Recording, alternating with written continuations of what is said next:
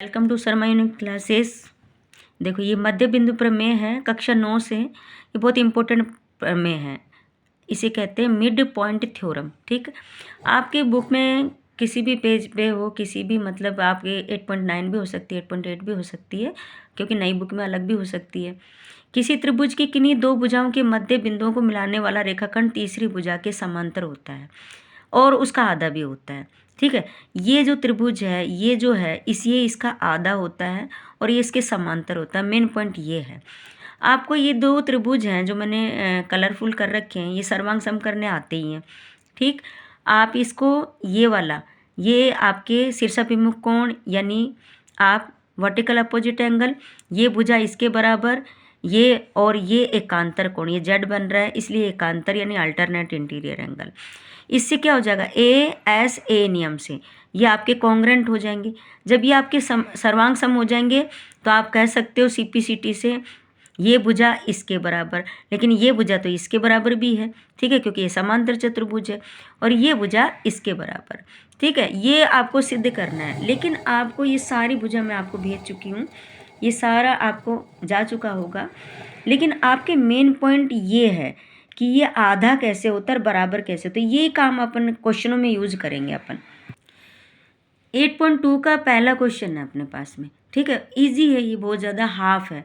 अब आप देखो, इसमें दिया है कि ए बी सी डी एक समांतर चतुर्भुज है। क्योंकि मेरे पास बुक है, मैं पढ़ रही हूँ, आप भी सामने रखिएगा बुक को, एक एक चीज़ क्लियर हो जाएगी। ए बी सी डी एक समांतर चतुर्भुज है। अब समांतर चतुर्भुज में क्या होता है, ये आमने सामने की भुजा बराबर होती है। ठीक है, ये ध्यान रहेगा। और आपको बता दिया कि ए सी एक विकर्ण है, साफ साफ दे रखा है। अब आप आराम से करिए क्वेश्चन को। ये जो भुजा है ना एस आर, ये किसकी आधी है, इसकी आधी है, तो ये मैंने लिख लिया एस आर आधी है ए सी की। एस आर समांतर है ए सी के भी, बराबर भी लिख सकते हो, कोई दिक्कत नहीं है। पी क्यू आधी है ए सी की। ठीक है, और आधी भी है तो ये मैंने लिख दिया पी क्यू आधी है ए सी की। ये मैं आधी किसके थ्योरम से लिख रही हूँ, मध्य बिंदु प्रमेय से, मिड पॉइंट थ्योरम से। ठीक है, समीकरण 1 दे दिया, समीकरण 2 दे दिया। अब आप क्या करो, इसको, इस क्वेश्चन को समीकरण 1 और 2 कह दिया इसको, तो आप क्या लिख सकते हो एस आर बराबर पी क्यू, क्योंकि दोनों के आंसर सेम है ना, तो ये भी सेम होंगे, तो ये इक्वल हो गए। जब अपोजिट भुजा समांतर है तो पी क्यू आर एस एक समांतर चतुर्भुज है। बस जब आपने यही बता दिया ये भुजा इसके समांतर है या बराबर है, तो बस हो गया एक आपके पास में समांतर चतुर्भुज। आपको ये आपके पास यही तो करना था आपको, तो पी क्यू आर एस एक समांतर चतुर्भुज है। क्वेश्चन नंबर सेकंड है, क्वेश्चन नंबर सेकंड देखो आप। सेकंड को क्या करना है आपको, दिया क्या है आपके पास में क्वेश्चन में, ए बी सी डी एक सम चतुर्भुज है।